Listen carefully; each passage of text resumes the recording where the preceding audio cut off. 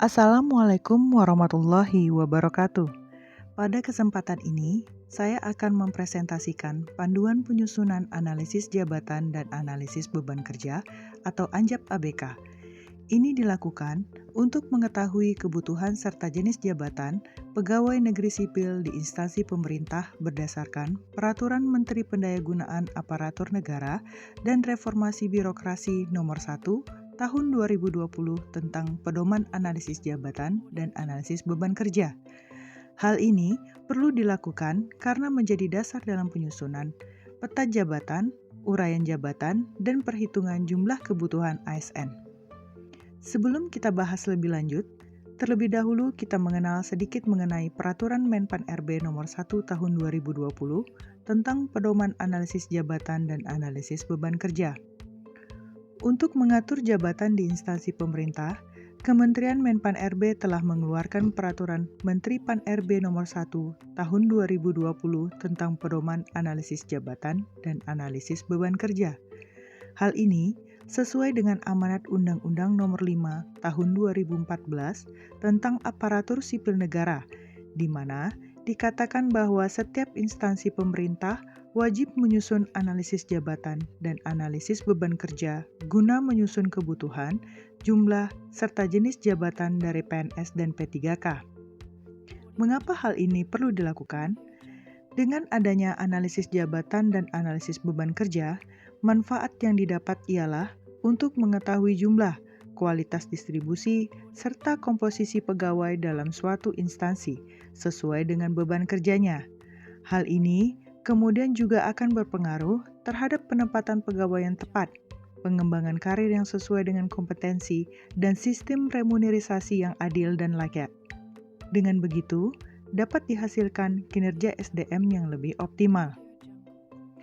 Sebelum kita lanjut, ada baiknya kita mengetahui apa itu analisis jabatan, analisis beban kerja, dan peta jabatan. Analisis jabatan dapat diartikan sebagai proses pengumpulan data jabatan untuk dianalisis, disusun, dan disajikan menjadi informasi jabatan, sehingga akan memberikan gambaran spesifikasi jabatan. Selanjutnya, analisis beban kerja adalah proses untuk menetapkan jumlah jam kerja ASN per orang yang digunakan untuk merampungkan suatu pekerjaan dalam waktu tertentu. Sedangkan peta jabatan adalah susunan nama dan tingkatan jabatan, pimpinan tinggi, jabatan administrasi, jabatan fungsional yang tergambar dalam struktur organisasi. Dalam penyusunan ANJAP ABK, terdapat serangkaian proses yang harus dilalui satu persatu. Pertama, adalah identifikasi mandat, desain organisasi, struktur organisasi, dan proses bisnis. Kedua, pembentukan tim pelaksana penyusun ANJAP ABK yang kemudian akan melakukan analisis jabatan, pengumpulan data jabatan, pengolahan data jabatan, verifikasi jabatan yang terdiri dari uraian jabatan, spesifikasi jabatan, validasi kebutuhan, serta penyusunan peta jabatan. Penyampaian hasil analisis jabatan dan analisis beban kerja yang kemudian disampaikan kepada Menteri menggunakan sistem aplikasi elektronik. Selanjutnya, siapa yang menyusun ANJAP ABK? Pada instansi pemerintah pusat, penyusunan ANJAP ABK dilakukan oleh Unit Organisasi Jabatan Pimpinan Tinggi Pratama yang membidangi analisis jabatan dan analisis beban kerja. Pada instansi pemerintah provinsi, penyusunan ANJAP ABK dilakukan oleh Unit Organisasi Jabatan Pimpinan Tinggi Pratama yang membidangi analisis jabatan dan analisis beban kerja.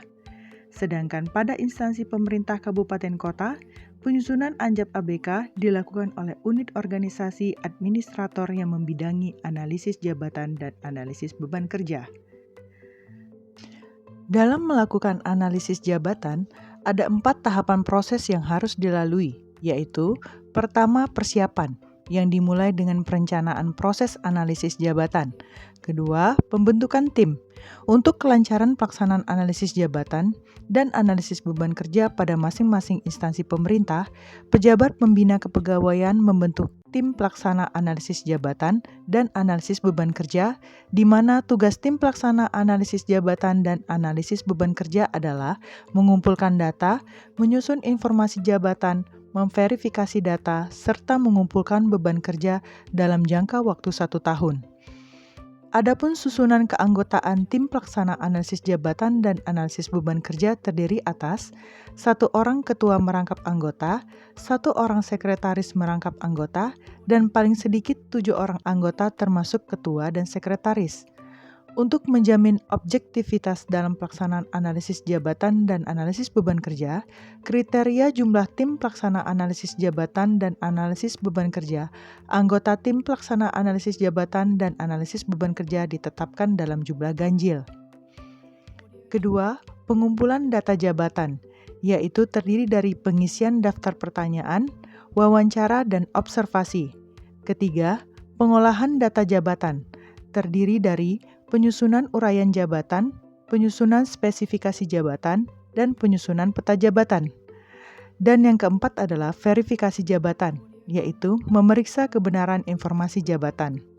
Dalam verifikasi jabatan, hasil pengolahan data jabatan diperiksa kebenarannya melalui pengecekan ulang untuk mengetahui ada tidaknya hal yang perlu diperbaiki terhadap informasi jabatan.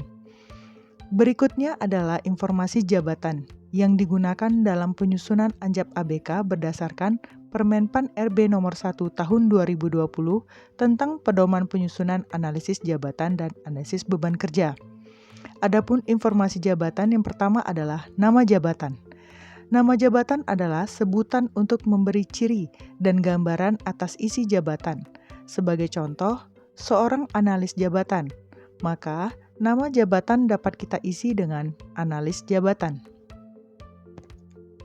Kedua, kode jabatan adalah kode yang mempresentasikan suatu jabatan yang dibuat untuk mempermudah proses inventarisasi jabatan. Ketiga, unit kerja.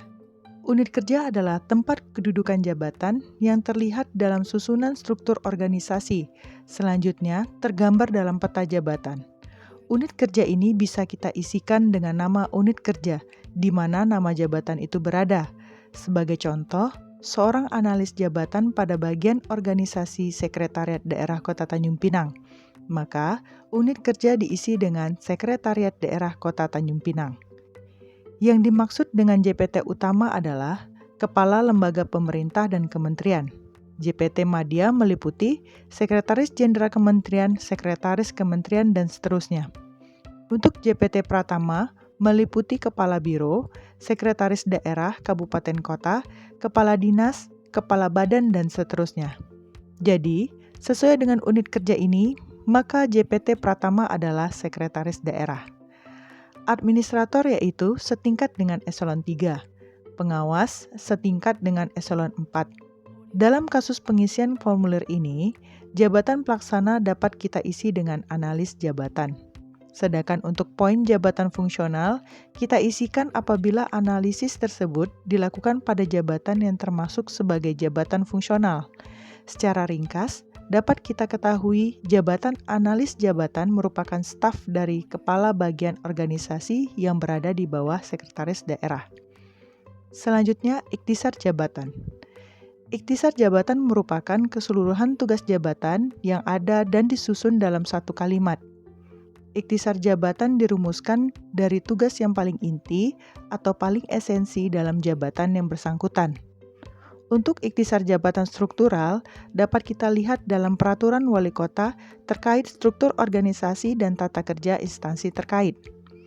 Untuk ikhtisar jabatan pelaksana, dapat dilihat pada Peraturan Menteri PAN RB nomor 41 tahun 2018 tentang nomenklatur jabatan pelaksana bagi pegawai negeri sipil di lingkungan instansi pemerintah.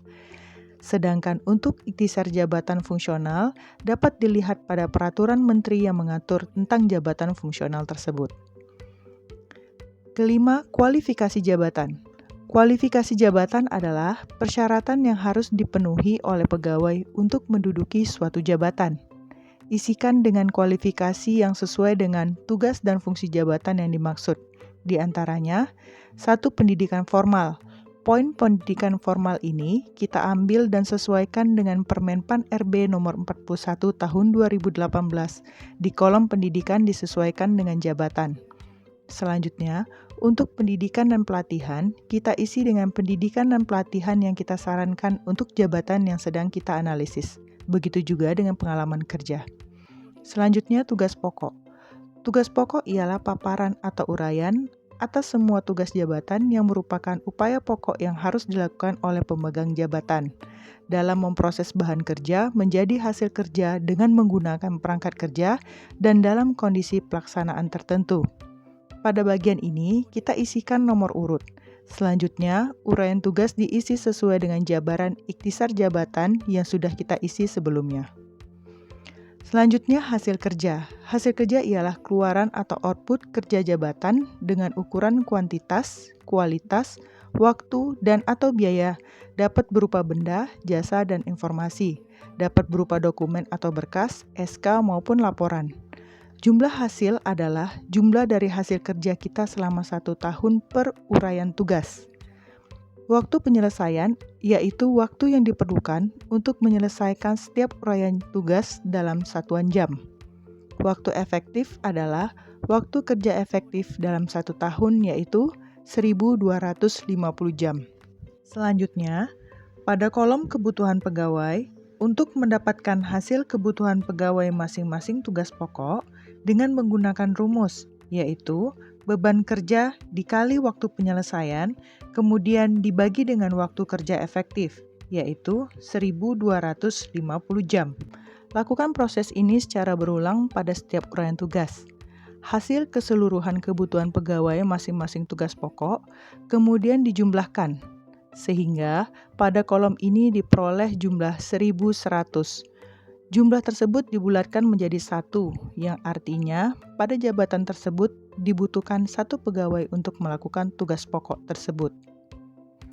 Selanjutnya, bahan kerja. Yang dimaksud dengan bahan kerja di sini adalah masukan atau input kerja yang diperlukan pemegang jabatan untuk memperoleh hasil kerja. Dapat berupa benda, jasa, dan informasi. Perangkat kerja yaitu alat kerja yang digunakan pemegang jabatan dalam memproses bahan kerja menjadi hasil kerja. Dapat berupa SOP, peraturan, alat kerja lain yang tidak termasuk mesin, perkakas tangan, dan perlengkapan. Catatan, jika uraian kerja berjumlah 6, maka hasil kerja, bahan kerja, dan perangkat kerja juga berjumlah 6. Selanjutnya, tanggung jawab. Tanggung jawab ialah tuntutan jabatan terhadap kesanggupan pegawai untuk menyelesaikan pekerjaan atau masing-masing uraian tugas. Wewenang. Wewenang ialah hak yang dimiliki oleh pemangku jabatan untuk mengambil suatu tindakan atau keputusan mengenai suatu hal agar tugas yang dilaksanakan dapat berjalan dengan baik. Dengan adanya perumusan yang jelas, maka dapat dihindarkan terjadinya penyalahgunaan atau duplikasi wewenang. Selanjutnya, korelasi jabatan, yaitu hubungan kerja antara jabatan yang dianalisis dengan jabatan lainnya, terkait dengan pelaksanaan tugas jabatan, baik itu hubungan timbal balik, searah, vertikal, horizontal, maupun diagonal. Kondisi lingkungan kerja, yaitu keadaan tempat jabatan tersebut melaksanakan tugas, meliputi aspek lokasi kerja, suhu, udara, luas ruangan, letak penerangan, suara, keadaan tempat kerja, dan getaran. Pada kolom faktor dapat kita isi kondisi yang diharapkan berpedoman pada pilihan yang ada pada Permenpan RB nomor 1 tahun 2020. Selanjutnya, resiko bahaya. Resiko bahaya ialah potensi kejadian atau keadaan yang dapat membahayakan keselamatan atau kesehatan secara fisik atau kejiwaan pegawai ketika melaksanakan tugas jabatannya. Selanjutnya, syarat jabatan.